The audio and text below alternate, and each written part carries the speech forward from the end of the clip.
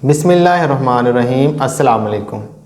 इस वीडियो में हम बात करेंगे सीवियर डेंगू फीवर के सिम्टम्स के बारे में। इससे पहले जो वीडियो बनाई थी उसके अंदर मैंने आपको डेंगू फीवर के साइन एंड सिम्टम्स के बारे में बताया था और इसकी होम्योपैथिक मेडिसिन कौन सी इफ़ेक्टिव है इस बारे में बताया था। तो इस वीडियो के अंदर हम डेंगू फीवर के सीवियर सिम्टम्स के बारे में बात करेंगे।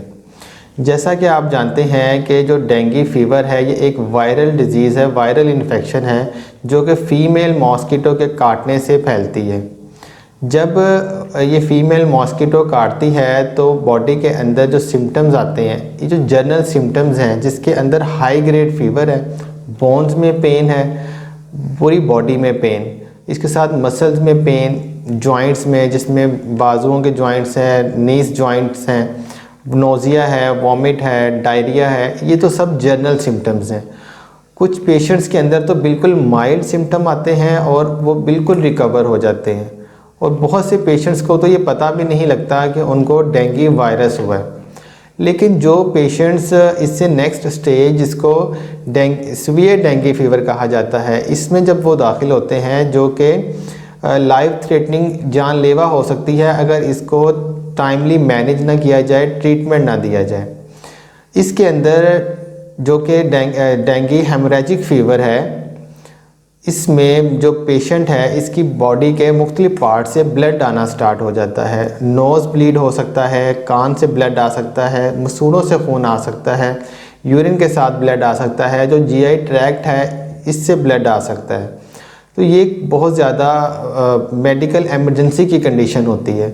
डेंगू शॉक सिंड्रोम के अंदर जब पेशेंट की बॉडी डिहाइड्रेट हो जाती है, पेशेंट ओरल पानी नहीं पी सकता, फिर ड्रिप्स की ज़रूरत होती है पेशेंट को, ब्लड प्रेशर लो हो जाता है, पल्स रेट जो है वो बहुत ज़्यादा वीक हो जाता है। तो ये एक मेडिकल एमरजेंसी की कंडीशन पेशेंट के लिए बन जाती है। अगर फिर टाइमली ट्रीट ना किया जाए तो फिर ये जो कंडीशन है ये जानलेवा हो सकती है। इसके डायग्नोसिस की बात करें तो इसके अंदर गवर्नमेंट ऑफ पाकिस्तान ने जो एक टेस्ट मुतारफ़ करवाया है जो कि 90 रुपीज़ का डेंगू टेस्ट है, उससे डायग्नोस किया जा सकता है। इसके अलावा NS1 एंटीजन टेस्ट है, RT-PCR टेस्ट है, इसके अलावा डिफरेंट ब्लड टेस्ट भी है जिसमें CBC टेस्ट है। तो ये कुछ टेस्ट है जिससे डायग्नोस किया जा सकता है कि आपको डेंगू वायरस है या नहीं।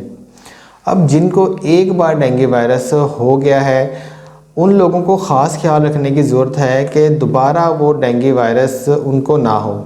अगर उनको दोबारा डेंगू वायरस होता है तो उनके लिए बहुत ज़्यादा कॉम्प्लिकेशंस हो सकती हैं।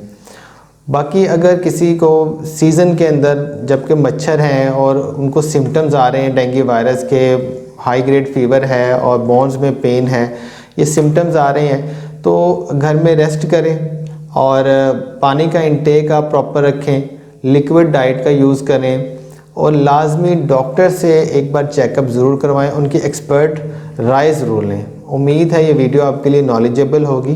Thank you so much. अस्सलाम वालेकुम।